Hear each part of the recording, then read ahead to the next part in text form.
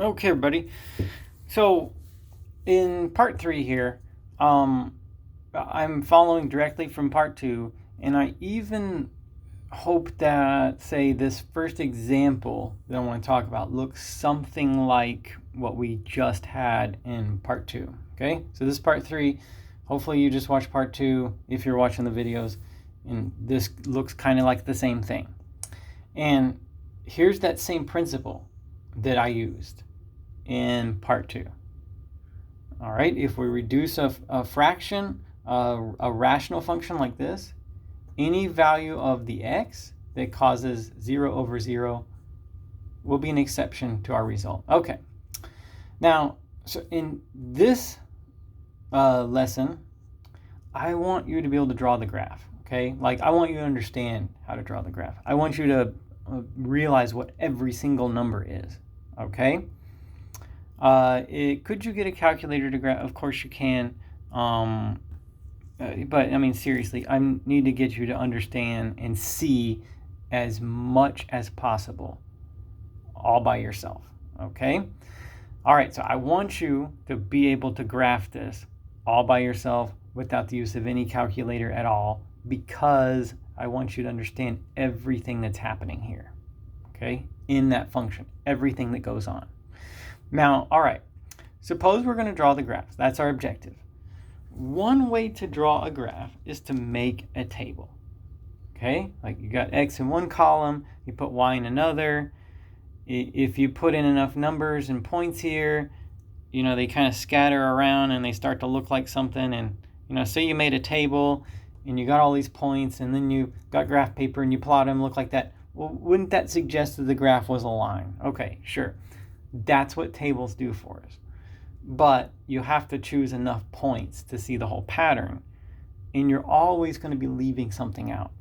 So I don't want to graph something like this by making a table. I don't want to completely forget about making tables. I'm not saying it's never useful, but it's not what I want to do right now.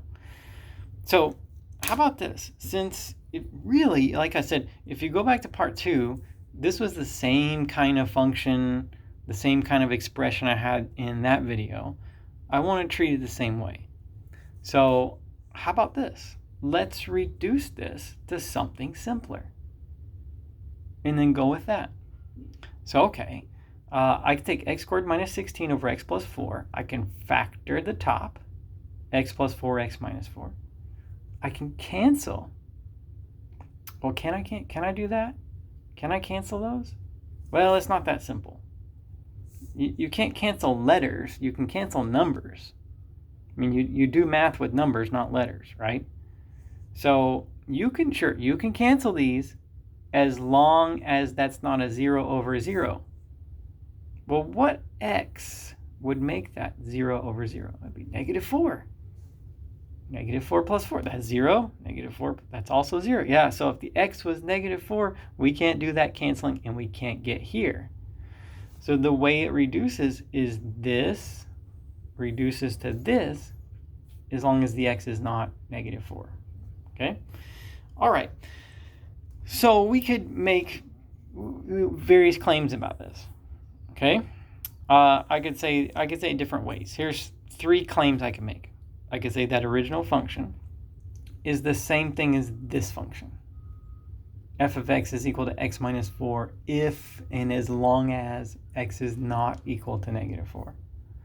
Or I could write it as a piecewise function. I could say f of x is x minus 4 if x is not negative 4, and it's undefined if x is negative 4.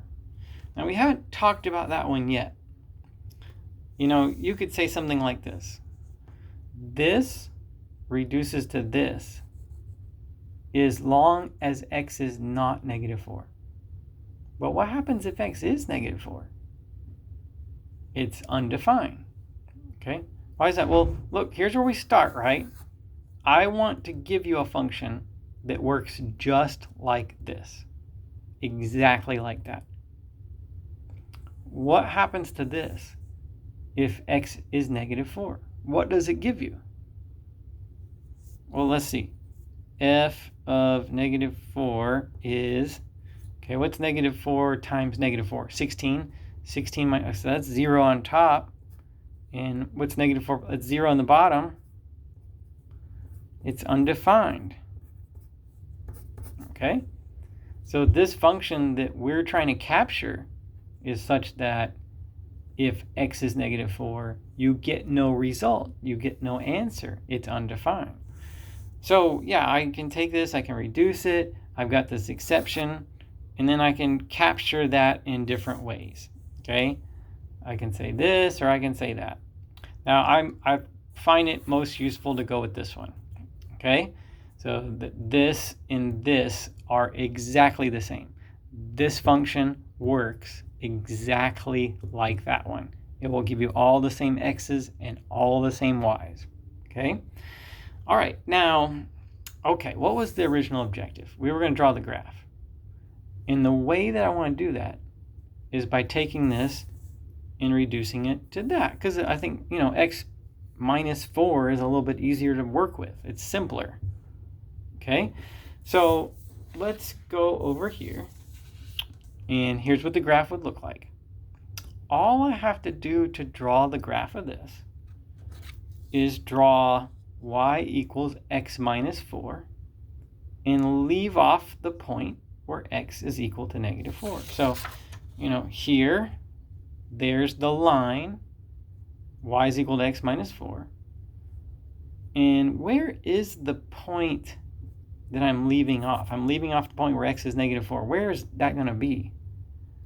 Well, if I was going to put negative 4 in, what's negative 4 minus 4? It's negative 8. So it'd be right down there. So you could just sketch this line, find the point on it where x is negative 4. That's going to be open. That's going to be left out. Okay? So there's your graph. It's that simple. It's just a line. Maybe when you first saw this, it didn't strike you that the graph would just be a line with a point missing, but that's all that it is. Okay? All right, now I want to put these side by side. That here, this piecewise function that ultimately reduces to is just this line with a hole right there. Okay? All right. Well, let's look at one more then, just to practice a little bit more, just to see another example. Can you draw the graph of this? 6 minus 6x over 2x minus 2. Well, let's take the same approach. Let's reduce it. And reducing it, because it's a fraction, will amount to factoring and canceling. Okay? In order for me to get something the same top and bottom, I would have to factor out a negative 6 on the top. And if I'm ever unsure about my factoring, I can just remultiply. Negative 6x. Negative 6 times negative 1. Okay, so it works, right? Factor out 2. Okay?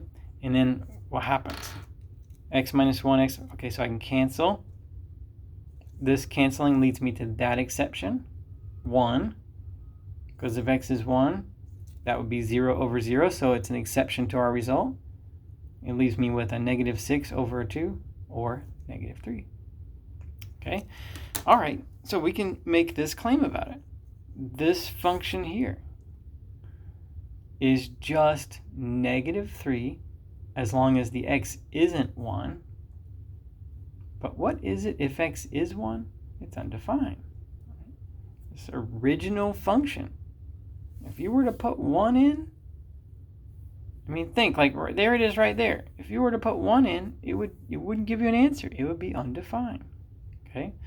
All right, so if you're going to graph this, you could think about it as being just y equals negative 3, except at 1 for x, and undefined at 1 for x. So, in other words, like, I can draw this horizontal line that is at negative 3, okay?